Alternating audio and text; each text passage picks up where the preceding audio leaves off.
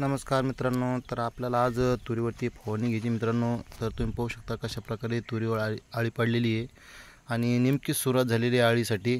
तर आपण त्यासाठी फवारणी घेणार आहोत आज. आणि आपली तूर शेंडा छाटणी पण झालेली आहे आपली, त्याची पण एक बुरशीनाशकची फवारणी राहिलेली. तर मित्रांनो, तुम्ही आपल्या चॅनलवरती नवीन असाल तर चॅनलला नक्की सबस्क्राईब करायला विसरू नका. व्हिडिओ आवडल्यास लाईक करा, शेअर करा.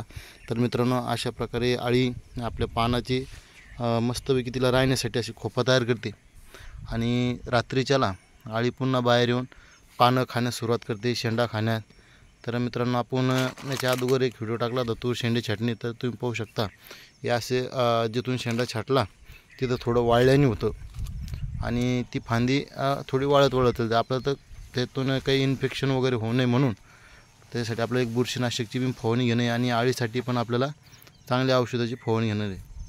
तर अशा प्रकारे शेंडे छाटणी पण झालेली आहे शेतकरी मित्रांनो. तुम्ही पाहू शकता तूर पण व्यवस्थित जमलेली आहे आणि कुठं मोठं आळी पडल्यामुळं आपल्याला त्याच्यामुळं आळीसाठी लवकरच फवारणी घेणे. तर अशा प्रकारे हे फवारणी करायचं काम आपण आज करणार आहोत. तर त्याच्यासाठी मित्रांनो, आपण जे सोयाबीनवरती औषध घेतलं होतं फवारणीसाठी प्रोफेक्स सुपर, तर आपल्याकडे त्याच्यातलंच काही औषध उरलेलं होतं मित्रांनो, प्रोफेक्स सुपर. तर मित्रांनो, त्याच्यामध्ये प्रोफेनॉफॉस 40% आणि सायपरमेथ्रिन 4% असं प्रमाण असतं. आणि खास आळीसाठी एकदम भारी रिझल्ट आहे मित्रांनो औषधाचा. आणि पंचरत्न घेतलेले मित्रांनो, त्यात ह्युमिक ॲसिड, अमिनो ॲसिड, झाईम आणि फॉलिक ॲसिड, जेणेकरून पानं हिरवेगार ठेवून पांढरी मुळी वाढण्यासाठी आणि अन्नद्रव्य तयार करण्यास चांगलं मदत करेल मित्रांनो.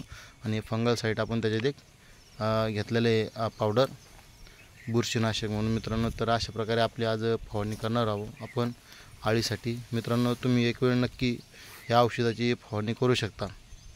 तर मित्रांनो, कसं असतं, हे औषध आपण एकदा वापरून पाहिलं तरच आपला रिझल्ट कळतो. तर त्याच्यामुळे शेतकरी मित्रांनो, तुम्ही हे औषध नक्की आळीसाठी तुरीवर फवारणी घेऊ शकता. आणि बुरशीनाशक पण म्हणून ते पावडर तुम्ही वापरू शकता आपलं व्हिडिओमध्ये दाखवल्याप्रमाणे. तर मित्रांनो, व्हिडिओ कसा वाटला नक्की कमेंट कळवा. धन्यवाद.